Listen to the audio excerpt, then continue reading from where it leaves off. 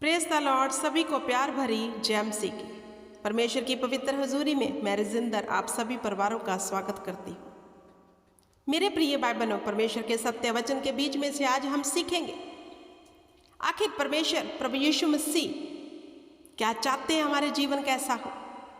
कितने जन तैयार हैं आज के वचन को सीखने के लिए, क्योंकि परमेश्वर का वचन हमारे जीवन में प्रकाशन लेके आता है, आज़ादी लेके आता है, स्वतंत्रता लेके आता है। अगर आप बंधुआई में हैं, पाप की बंधुआई में, किसी भी बंधुआई में, तो आज के वचन को गौर से सुनना, क्योंकि ये वचन आपके जीवन में स्वतंत्रता को देगा। हालेलुया। और क्या कहता है आज का वचन? आज का जो टॉपिक है वो है व्यभिचार, पाप की स्पिरिट। व्यभिचार से कैसे बचे, क्योंकि ये एक ऐसी स्पिरिट है जो हमारे जीवन में एंट्री जब कर लेती है तो बहुत सी समस्याएं लेकर आती है। क्योंकि परमेश्वर का वचन कहता है तू व्यभिचार मत करना, उसकी 10 कमांडमेंट्स में लिखा है। तो आइए हम पढ़ते हैं मत्ती की बुक 5 अध्याय उसकी 27 में क्या कहता है वचन।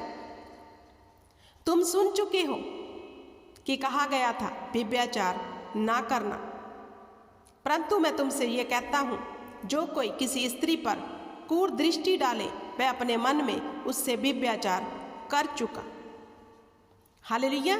आप प्रभु यीशु मसीह जहां पर संदेश दे रहे हैं, अलर्ट कर रहे हैं कि तुमने सुना था ओल्ड टेस्टमेंट में यहोवा ने कहा कि तू व्यभिचार मत करना, लेकिन प्रभु कहता है मैं तुम्हें अब कहता हूं, अगर तू किसी के ऊपर नजर भी गलत डाल ले तो सोच तूने उसके साथ व्यभिचार कर दिया।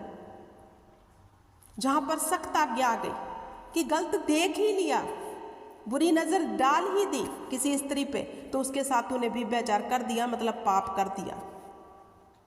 यही सेम औरत के ऊपर भी लागू होता है। अगर तूने किसी मर्द के ऊपर गलत नजर डाल दी तो तू समझ ले तूने उसके साथ व्यभिचार कर दिया, प्रभु यीशु मसीह कहते हैं। हालेलुया। अब मेरे प्रिय भाई बहनों, ये वचन सख्त है, खुदा ने हमें सख्त हिदायत दी है। हम बहुत सी चीज़ें कर बैठते हैं, हमें लगता है देखा ही है क्या हुआ, लेकिन उस देखने से वो व्यभिचार की स्पिरिट हमारे जीवन में एंट्री कर गई। फिर रात को सपनों में अटैक होता है, व्यभिचार के अटैक होते हैं, क्योंकि हमने कहीं ना कहीं गलत देख लिया है। लेकिन खुदावंद यहाँ कह रहा है जब तू देख ही ले तो समझ ले तूने उसके साथ व्यभिचार कर लिया। और एक बात और, अगर हम मन में किसी के लिए बुरा सोच रहे हैं, मन में उसके लिए गलत कल्पनाएं कर रहे हैं, तो हम मन में उससे व्यभिचार कर बैठे हैं। फिर जो उस इंसान के अंदर स्पिरिट है वो हमारे जीवन में उतर आएगी। अगर एक मर्द किसी औरत को गलत नज़र से देख रहा है, जितनी भी उस औरत के अंदर स्पिरिट्स है ऐसी, वो उस मर्द को जो है एंट्री कर लेगी, और ऐसे ही उस मर्द के अंदर जो स्पिरिट है उस औरत के अंदर स्पिरिट काम करने लग जाएगी। ऐसे करता है दुष्ट काम। दुष्ट के हथियारों को समझो और पाप से बचे रहो, व्यभिचार से बचे रहो। आप परमेश्वर कहता है यदि तेरी दाहिनी आंख तुझे ठोकर खिलाए तो उसे निकाल फेंक दे, क्योंकि तेरे लिए यही भला है कि तेरे अंगों में से एक नष्ट हो जाए और तेरा सारा शरीर नरक में ना डाला जाए। तो मेरे प्रिय भाई बहनों, परमेश्वर चाहता है कि हम व्यभिचार से बचे रहें, पाप से बचे रहें। कहीं ऐसा ना हो इस पाप के कारण हमारी चंगियाई रुकी रहे, हमारी बरकत रुकी रहे।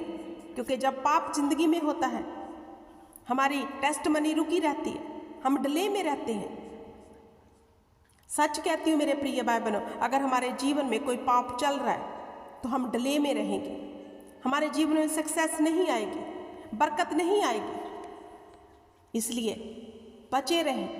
परमेश्वर कहता है व्यभिचार तू मत कर, बुरा मत देख, बुरा मत सोच, बुरा मत कर, शैतान को अवसर मत दो। मेरे प्रिय भाई बहनों, शैतान को अवसर मत दो। परमेश्वर कहता है मैं पवित्र हूं, तुम पवित्र बनो। जैसे हमारा बुलाने वाला पवित्र है, हमें पवित्र बनना है। कितने जन निर्णय लेंगे कि हमें पवित्र बनना है, क्योंकि पवित्रता का जीवन जीने वाले परमेश्वर के मन को भाते हैं, परमेश्वर उनसे प्रसन्न होता है। और परमेश्वर उनके विषय में बहुत कल्पनाएं करता है और उन्हें सिद्ध करता है। पवित्रताई का जीवन जिए, अपने आप को परमेश्वर के अधीन कर दे, फिर देखें वो आपके जीवन में कैसे काम करेगा। परमेश्वर का वचन कहता है, मेरे प्रिय भाई बहन जी, शरीर के अंग जो है, अब ये शरीर प्रभु यीशु मसीह का मंदिर है। अब हमने इन अंगों को पवित्रताई के लिए इस्तेमाल करना है। हालेलुया। क्या करना है? पवित्रताई के लिए इस्तेमाल करना है। अगर आपकी आंख आपको ठोकर दिला रही है, आंखों से बुरा देखना, बुरी अभिलाषाएं, बुरे विचार, क्योंकि पहले इंसान देखता है, जब वो गलत इन आंखों से देखता है फिर वो गलत विचार उसके अंदर आ जाते हैं, विचार पाप का रूप धारण कर लेते हैं और वह इंसान पाप कर बैठता है। तो प्रभु यीशु मसीह ने कहा, अगर ये तेरा अंग तुझे ठोकर दिला रहा है, इसे निकाल फेंक, ताकि तेरा सारा शरीर नरक में ना डाला जाए। परमेश्वर चाहता है हम इस बुरी लत से बचे रहें। ऐसा ना हो इस आंख तो देख रही है, अब देख कौन रहा है? आंख, लेकिन पूरा शरीर नरक में जाएगा इस आंख के कारण।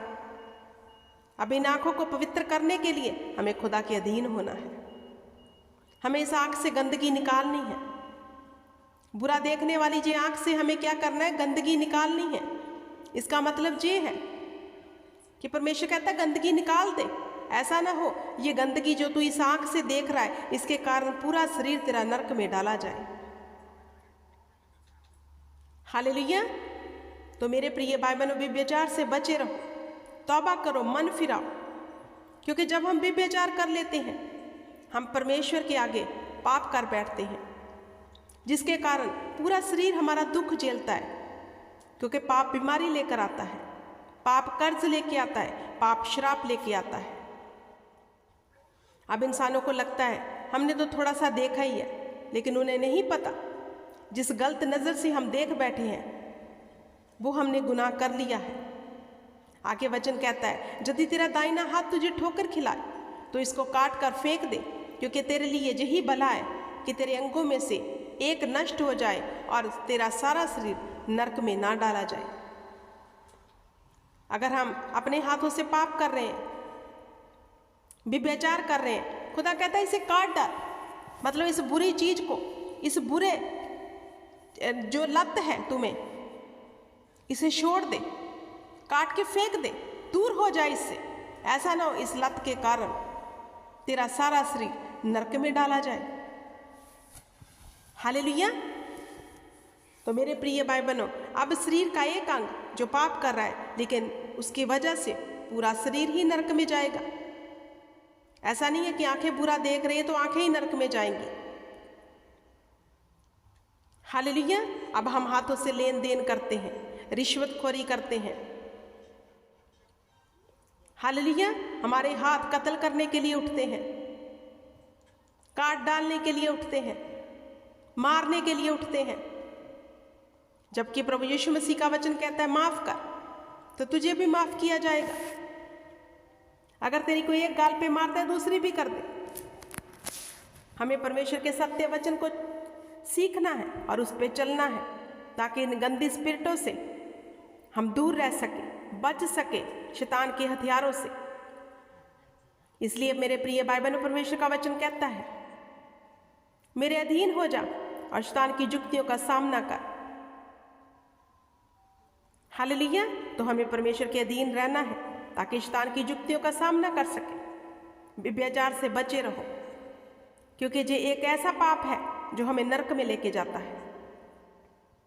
तौबा कर लो, अपनी आंख को ठोकर खाने से बचा लो, अपने हाथों से पाप होने से बचा लो, अपने आप को पवित्रताई में ले जाओ, परमेश्वर के अधीन हो जाओ, वो आपको पवित्र कर देगा। उसने कहा जैसा मैं पवित्र हूं तुम भी पवित्र बनो। तो मेरे प्रिय भाई बहनों, मैं विश्वास करती इस मैसेज के द्वारा आपने सीख लिया होगा कैसे हमने अपने बुरे विचारों पे काबू डालना है, कैसे हमने अपनी गलत कल्पनाओं के ऊपर काबू डालना है, ताकि हम पाप ना कर बैठे कैसे डालना है? परमेश्वर के अधीन होकर, उसके वचन को मानकर, उसके वचन के ऊपर चलकर।